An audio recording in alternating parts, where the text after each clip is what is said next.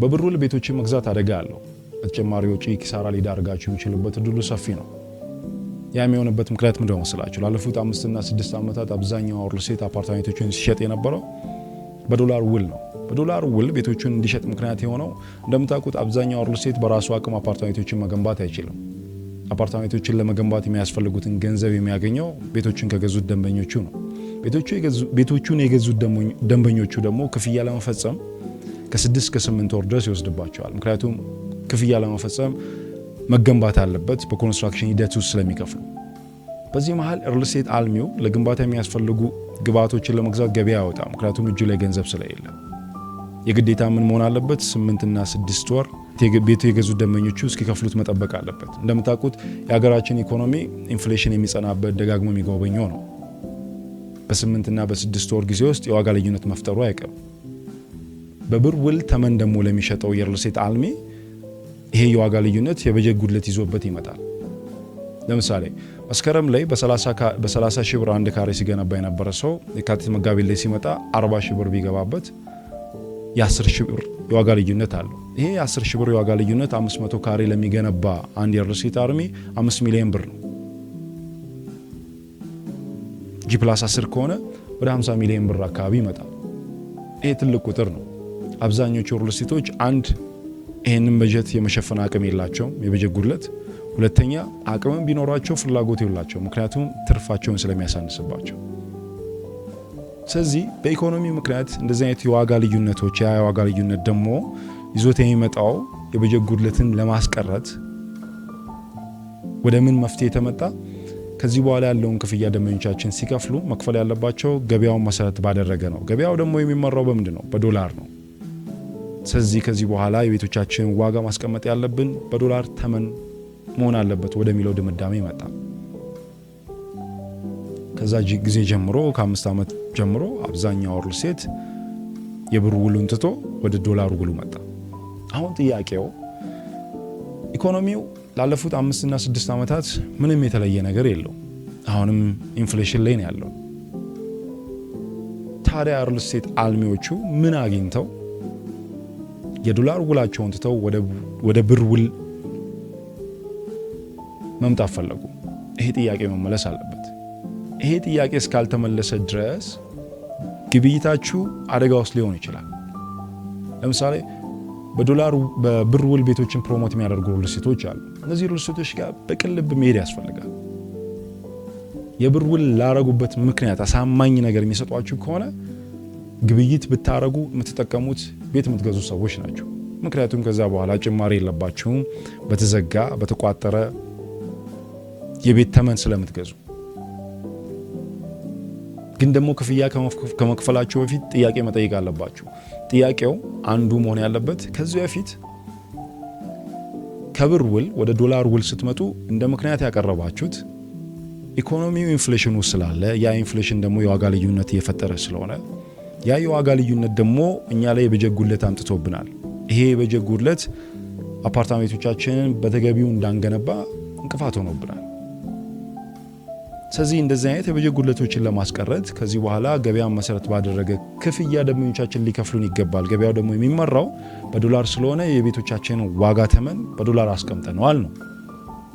ከብር ወደ ዶላር ሲመጣ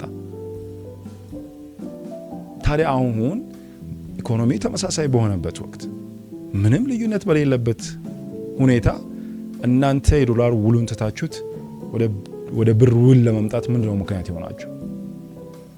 ይሄን መጠየቅ አለብን። ይሄን ስጠይቅ ከወዲሁ መልሶችን ማወቅ እንችላለን። የመጀመሪያው መልሳቸው መሆን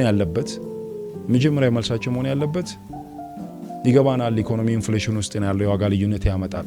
ግን ደግሞ ይሄ የዋጋ ልዩነት እኛን እንዳይጎዳን ኮንስትራክሽናችንን እንዳያጓትትብን አስቀድመን ከዚህ በኋላ ለመገንባት የሚያስፈልጉ ቁሶችን ኦልሞስት አከማችተናል። ስለዚህ ኢንፍሌሽኑ አያሰጋንም።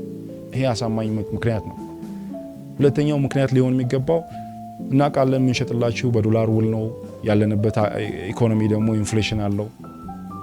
ስለዚህ እንደዚህ አይነት ችግሮችን ለመፍታት ምንድነው ያደረግነው?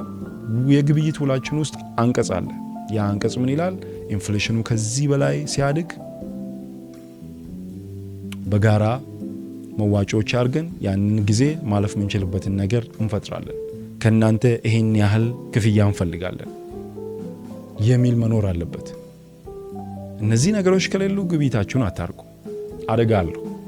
ግን ደግሞ አንዱ የኢንቨስትመንት ስትራቴጂ ምንድነው? የመጣው ይምጣ ነው። ስለዚህ የመጣው ይምጣ ብላችሁ ወደ ግብይት ስገቡ ዕጣ ፈንታችሁ 3 ነው የሚሆነው። የመጀመሪያው እድል ቀንቷችሁ ቤታችሁን ትረከባላችሁ። ሁለተኛው ደብዳቤ ይደርሳችኋል የሆነ ወራት ላይ።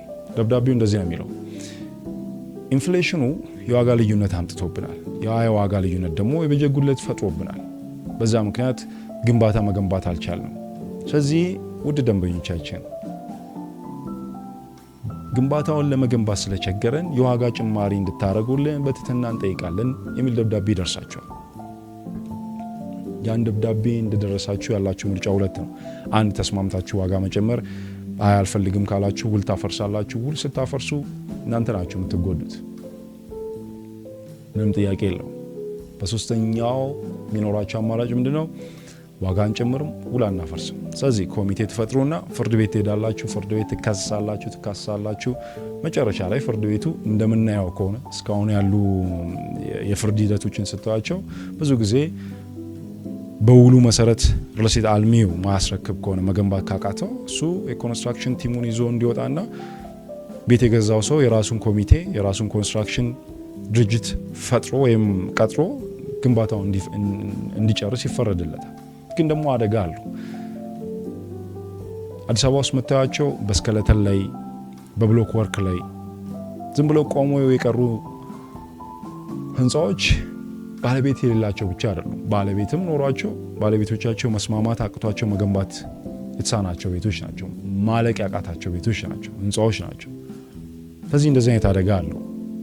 ምክንያቱም ብዙ አይነት ሰው ስለሆነ እዛ ውስጥ ያለው ጥንቃቄ ያስፈልጋል። ቅድም እንዳልኳችሁ አንዱ የኢንቨስትመንት ስትራቴጂ የመጣ ይምጣ ነው። የመጣ ይምጣው ብላችሁ ስትገቡ አንድ መወዳድ ግጥም አለች። አንድ በጣም መወዳድ ግጥም ባለቅኔ ሙሉጌታ ተስፋዬ ናቸው። እሳቸው ግጥም ምን ይላል መሰላችሁ?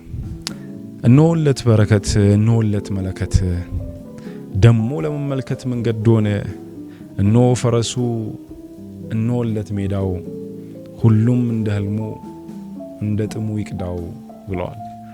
ስለዚህ የኔ እንደ ገበያ ውስጥ እንዳለ አንድ ባለሙያ ያለኝን ምልከታ ላጋራችሁ እችላለሁ። እናንተ ግን የመጣ ይምጣ ብላችሁ ኢንቨስት የምታደርጉ ከሆነ ባለቅኔው እንዳሉት ሁሉም እንደ ህልሙ እንደ ጥሙ ይቅዳው ብለዋል።